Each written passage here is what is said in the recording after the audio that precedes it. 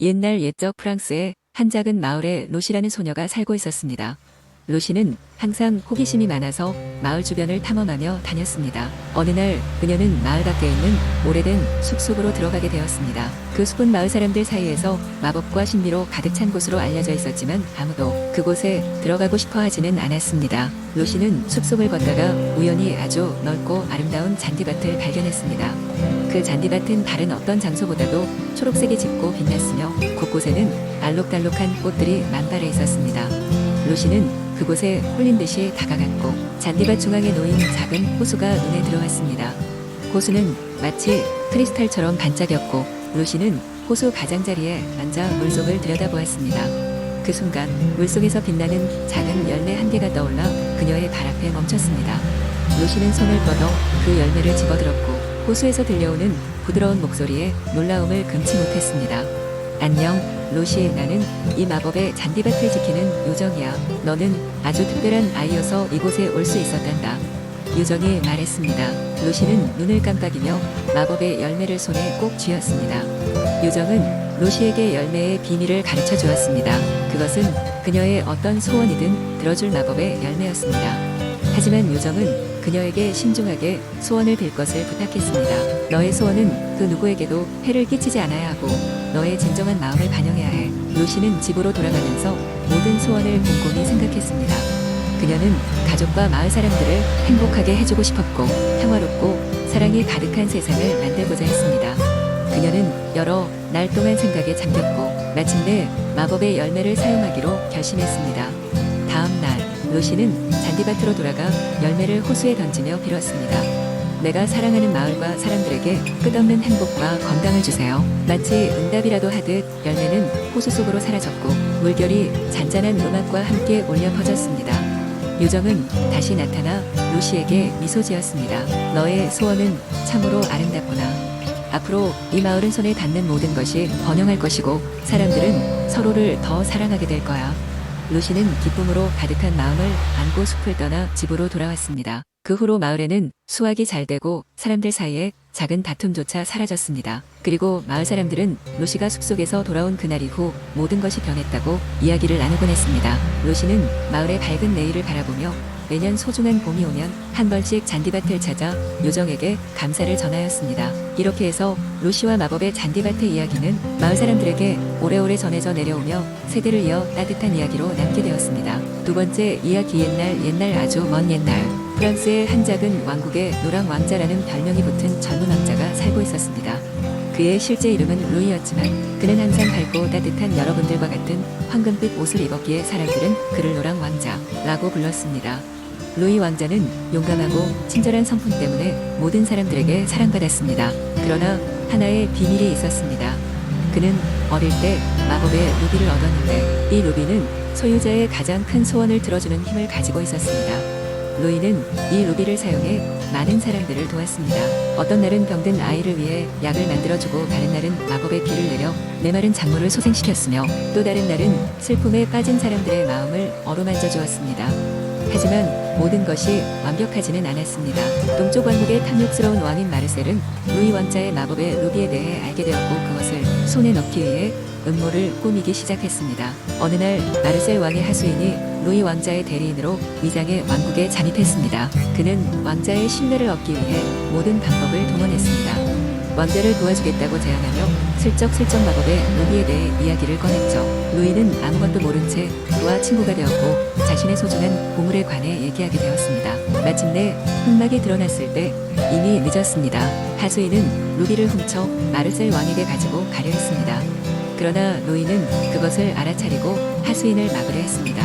탐욕과 욕심으로 가득 찬 하수인은 루이를 공격하려 했지만 그 순간 마법의 루비가 빛을 발했습니다. 루이의 진심과 루비의 힘이 결합하여 탐욕스러운 마음을 정화시키는 기적을 일으켰습니다. 하수인은 즉시 자신의 잘못을 깨닫고 루이에게 용서를 구했습니다. 루이는 그를 용서하고 또다시 새로운 친구로 받아들였습니다.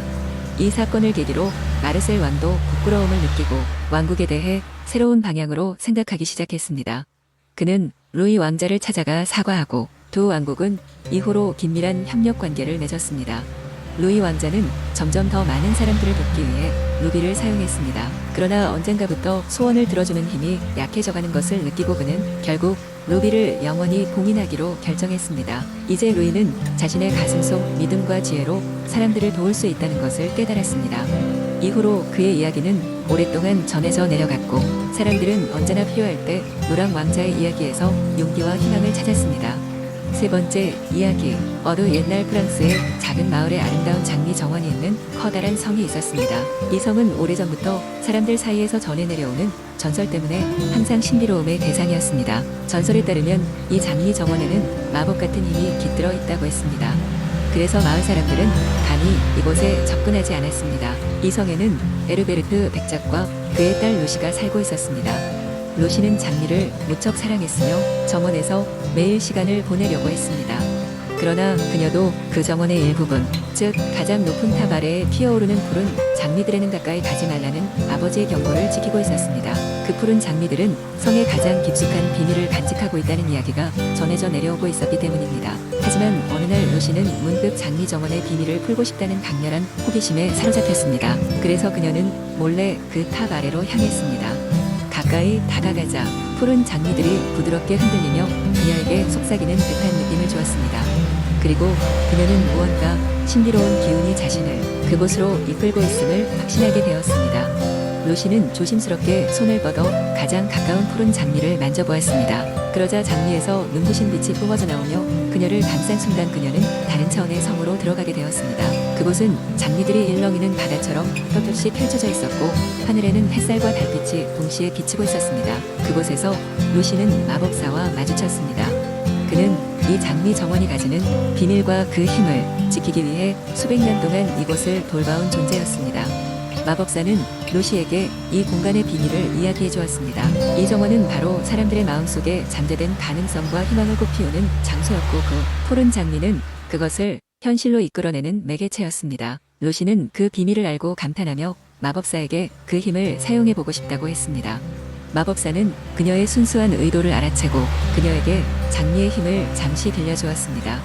루시는 장미를 만짐으로써 그녀의 마음속 가장 깊은 소망을 현실로 만들어 보았습니다. 그녀의 소망은 바로 삶의 모든 생명체가 평화롭게 공존하는 세상이었습니다.